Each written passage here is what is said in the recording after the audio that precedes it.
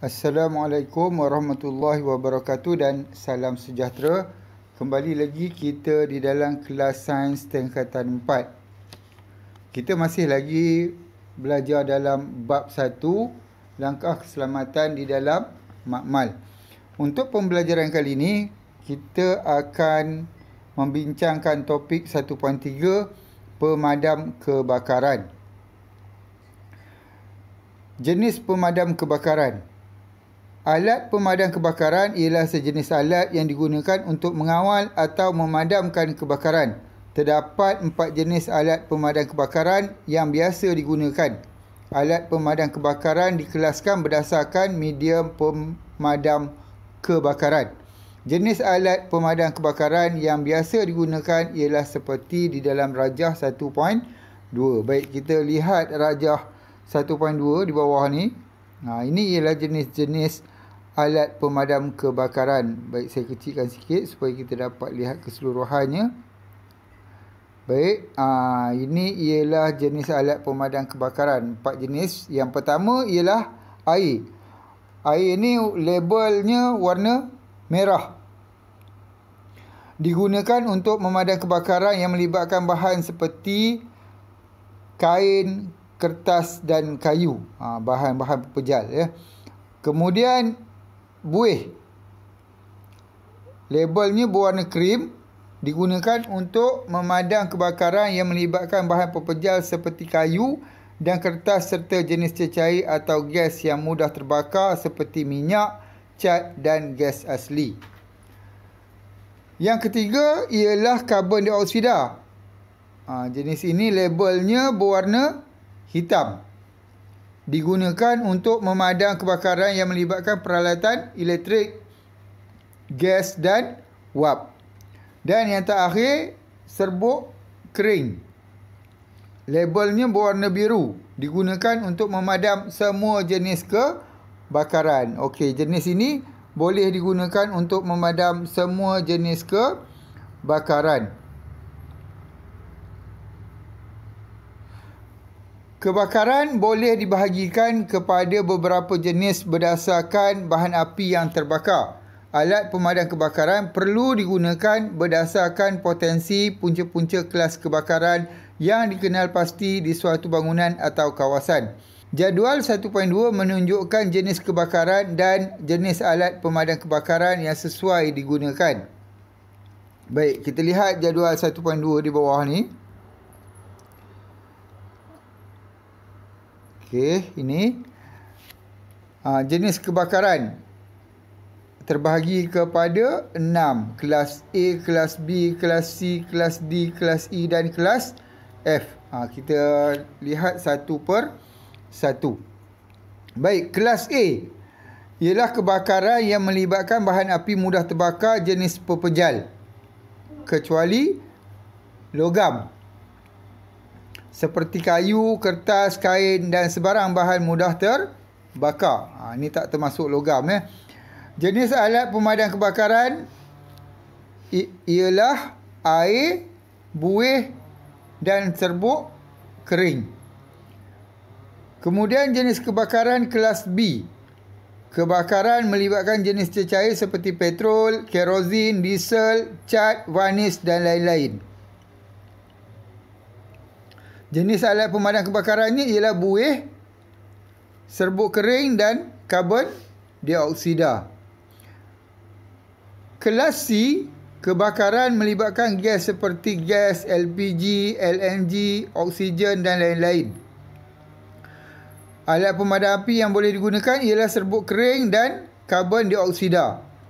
Kelas D, kebakaran melibatkan logam seperti magnesium, aluminium, natrium, kalium dan sebagainya.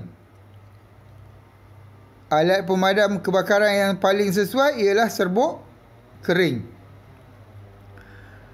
Kelas E, kebakaran melibatkan peralatan elektrik.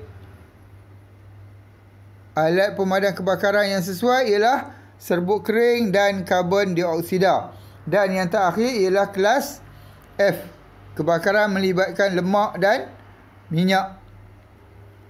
Yang sesuai ialah jenis pemadam kebakaran serbuk kering dan karbon dioksida.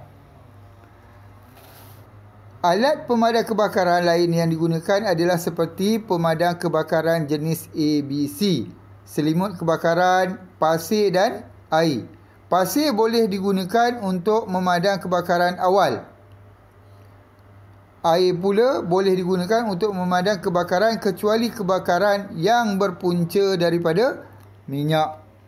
Baik, pasir digunakan untuk kebakaran yang baru mula. Sementara kalau kebakaran yang melibatkan minyak, kita tak boleh gunakan air. Nanti dia akan meletup pula. Kita lihat pemadam api ABC. Apa dia pemadam api ABC ni? Boleh digunakan untuk semua jenis kebakaran kecuali kebakaran disebabkan logam dan gas yang tidak memungkinkan ledakan. Tidak berbahaya kepada manusia dan haiwan. Tidak mencemarkan tanah. Mudah diselenggara. Sekurang-kurangnya setahun sekali. Kelembapan yang dihasilkan adalah lebih lama, justeru menghalang api daripada merebak semula. Kemudian selimut kebakaran.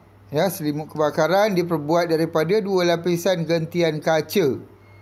Mampu memadamkan api yang kecil atau sederhana yang susah dipadam oleh air.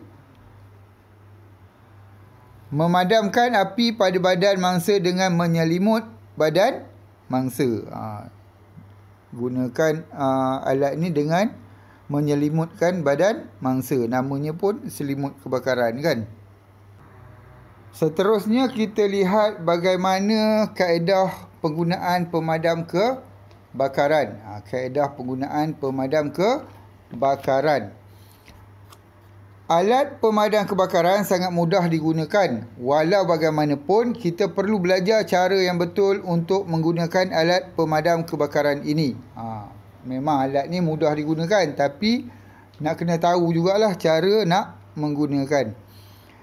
Yang pertama, tanggalkan pin keselamatan daripada pemadam kebakaran. Tu yang dia tunjukkan dalam rajah tu. Ada pin, kena tanggalkan dulu pin tu. Pastikan alat pemadam kebakaran ditegakkan. Dia perlu berada dalam keadaan tegak. Bukan dalam keadaan terbaring. Langkah yang kedua, halakan muncung alat pemadam kebakaran ke pangkal api. Ke pangkal api. Pastikan anda berada pada jarak kira-kira 2 hingga 2.5 meter daripada api. Jangan dekat sangat dengan api.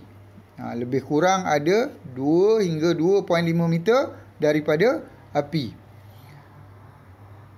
Ketiga, tekan pemicit alat pemadam. Seperti yang ditunjukkan tu. Yang bahagian atas tu kita tekankan.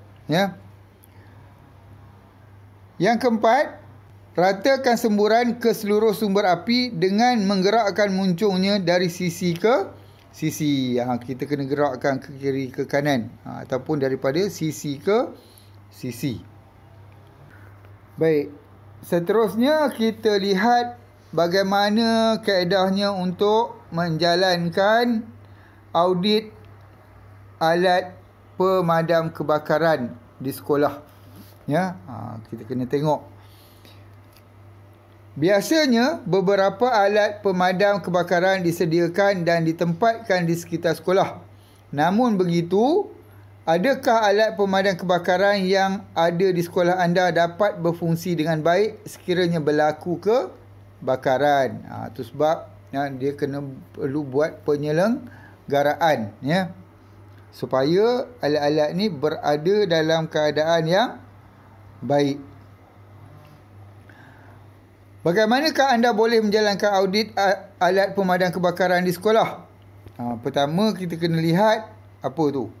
Meter tekanan dia. pastikan ada tekanan. Kemudian jenis pemadam kebakaran. Apa jenis alat pemadam kebakaran yang ada di sekolah kita? Bila nak gunakan, kita kena tahu apa jenis alat pemadam kebakaran tu. Kemudian lihat tarikh luput.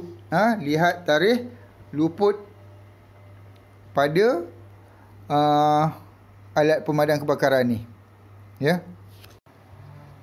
Baiklah, sampai di sini saja topik 1.3 pemadam kebakaran. Diharapkan semua murid-murid telah pun faham tentang topik pemadam kebakaran ni. Ada 4 jenis alat pemadam kebakaran. Ada 4 kaedah menggunakan pemadam kebakaran ataupun 4 langkah untuk menggunakan pemadam kebakaran. Dan bagaimana kita nak menjalankan audit alat pemadam kebakaran di sekolah.